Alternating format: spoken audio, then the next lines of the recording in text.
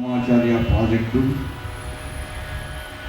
సంస్థ తరపున ఈ రోజు నుంచి పదకవితా పితామహుడు, ద్రవిడాగమ సార్వభౌముడు, మహాభాగవతోత్తముడైనటువంటి తాళ్లపాక అన్నమాచార్యుల వారి యొక్క 617వ జయంతి మహోత్సవాలను ప్రారంభించుకుంటున్నాము. ఈ మహోత్సవాల సందర్భంగా సప్తగిరి సంకీర్తన గోష్ఠిగారానికి ఇచ్చేసినటువంటి కళాకారులందరికీ, భక్తులందరికీ, పాత్రికేయ సోదరులందరికీ నా యొక్క నమస్సుమాంజలు అర్పిస్తూ ఉన్నాను. మహాభాగవతోత్తముడైనటువంటి తాళ్లపాక అన్నమాచార్యుల వారు 32,000 సంకీర్తనలు రచించి శ్రీ వెంకటేశ్వర స్వామి తత్వాన్ని, మహత్వాన్ని వర్ణించి భక్తలోకాన్ని ఉత్తేజపరిచినటువంటి అంశం అందరికీ తెలిసినటువంటి అంశమే. కలియుగంలో పరమాత్మ అయినటువంటి శ్రీ వెంకటేశ్వర స్వామి వారిని మెప్పించడానికి, ఆ దేవదేవుని కరుణా కటాక్షం పొందడానికి యజ్ఞయాగాదుల కంటే, హోమాదుల కంటే త్రికరణ శుద్ధిగా నిర్వహించే నామ సంకీర్తనమే గొప్పదని మహర్షులంతా కూడా పేర్కొన్నారు. నైమిషారణ్యంలో దీర్ఘసత్రయాగంలో మహర్షులంతా కూడా నిర్ణయించారు.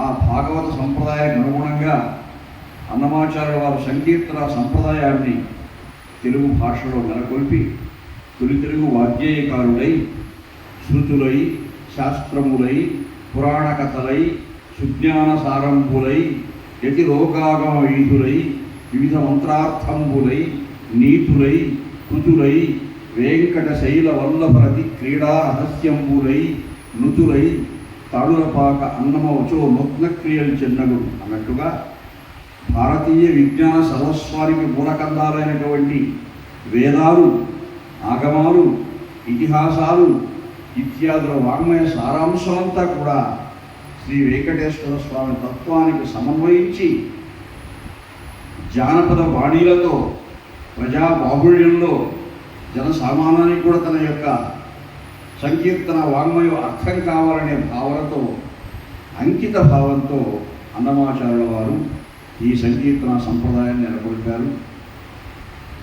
తాళ్లపాక గ్రామంలో, కడప జిల్లాలో, రాజంపేట మండలంలో నారాయణసూరి లక్కమాంబ అనే పుణ్య దంపతులకు 1408లో వైశాఖ విశాఖ నక్షత్రంలో జన్మించినటువంటి అన్నమయ్య తన 16వ ఏటనే దేవదేవుని సాక్షాత్కారాన్ని పొంది ఆ రోజు నుంచి ఒక సంకీర్తన తక్కువ కాకుండా 32,000 సంకీర్తనలు తన జీవితాంతం చెబుతూ ఉన్నారు. ఆయన కుమారుడు పెద్ద తిరుమలాచార్యుల వారు, ఆయన మనువులు చిన్నన్న మొదలైన ఆ వంశ పారంపర్యానికి చెందినటువంటి మహానుభావులంతా కూడా ఈ సంకీర్తన రచనలో వారు సఫలీకృత జీవనం గడిపారు. అటువంటి మహాభాగవతుని మనం స్మరించుకుంటూ ఆ అన్నమయ్య సేవలో ఈ కలియుగ ప్రత్యక్ష దైవమైనటువంటి వెంకటేశ్వర స్వామి వారి యొక్క పాదారవింద మకరంద సహస్పాదనం చేస్తూ వీరంతా కూడా ధన్యులై ఈ సేవ చేస్తున్నారు, ఈ ప్రచార యజ్ఞంలో పాల్గొంటున్నారు. కాబట్టి మీ అందరూ కూడా దేవదేవుని కరుణాకటాక్షానికి పుష్కరంగా పాత్రులైనటువంటి మహానుభావులు. అందుకే పరమాత్మ ఇచ్చిన ఈ అవకాశాన్ని సద్వినియోగం చేసుకుంటూ మనం ఈ గోష్ఠిగానాన్ని ప్రారంభించుకుంటూ ఉన్నాము. ఈ తరతరాలకు ఉత్తేజం కలిగించే చరిత్రగా మీకు మనం చేస్తున్నాను. మీరందరూ కూడా సభక్తికంగా సప్తగిరి సంకీర్తన గోష్ఠిగానం ప్రారంభించవలసిందిగా నేను మిమ్మల్ని కూడా అభ్యర్థిస్తూ ఉన్నాను.